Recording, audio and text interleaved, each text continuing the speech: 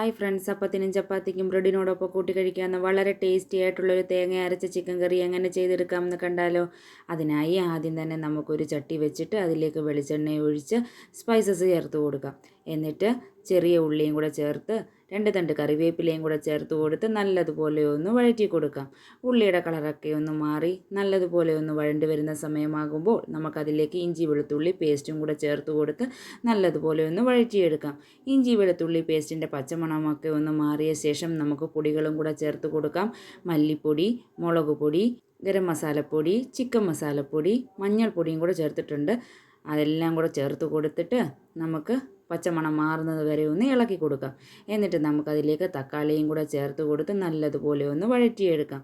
തക്കാളിയൊക്കെ ഒന്ന് വെന്തുടഞ്ഞ് നല്ല കുഴഞ്ഞു വരുന്ന സമയമാകുമ്പോൾ നമുക്കതിലേക്ക് ചിക്കനും കൂടെ ചേർത്ത് കൊടുത്ത് ആവശ്യത്തിന് ഉപ്പും കൂടെ ചേർത്ത് കൊടുത്ത് നല്ലതുപോലെ ഒന്ന് ഇളക്കിയെടുക്കാം. ഒരു 2 മിനിറ്റ് നന്നായിട്ടൊന്ന് വഴറ്റി കൊടുത്ത ശേഷം നമുക്ക് ചിക്കൻ വേവാൻ ആവശ്യമായ വെള്ളവും കൂടി ചേർത്ത് കൊടുക്കാം.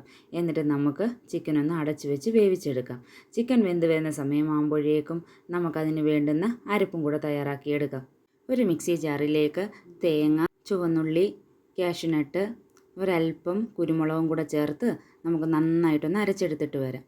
ചിക്കൻ വെന്ത ശേഷം അതിൻ്റെ മൂടി തുറന്ന് നന്നായിട്ടൊന്ന് ഇളക്കി കൊടുത്ത ശേഷം നമുക്കതിലേക്ക് ഈ അരച്ച് വെച്ചിരിക്കുന്ന അരപ്പും കൂടി ചേർത്ത് കൊടുക്കാം. എന്നിട്ട് നല്ലതുപോലെ ഒന്ന് യോജിപ്പിച്ച് നല്ലതുപോലെ ഒരു തള കൂടി വന്നു കഴിഞ്ഞാൽ നമുക്കതിലേക്ക് അല്പം മല്ലിയിലയും കൂടെ തൂകി നമുക്ക് ഫ്ലെയിം ഓഫ് ആക്കാവുന്നതാണ്. നല്ല തേങ്ങ അരച്ച ചിക്കൻ കറി ഇവിടെ തയ്യാറായി കഴിഞ്ഞിരിക്കുന്നു.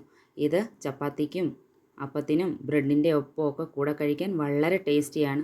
എല്ലാവരും ഒന്ന് ട്രൈ ചെയ്ത് നോക്കൂ. ഇഷ്ടമായെങ്കിൽ ലൈക്കും ഷെയറും സബ്സ്ക്രൈബും ചെയ്ത് സപ്പോർട്ട് ചെയ്യാൻ മറക്കല്ലേ. താങ്ക്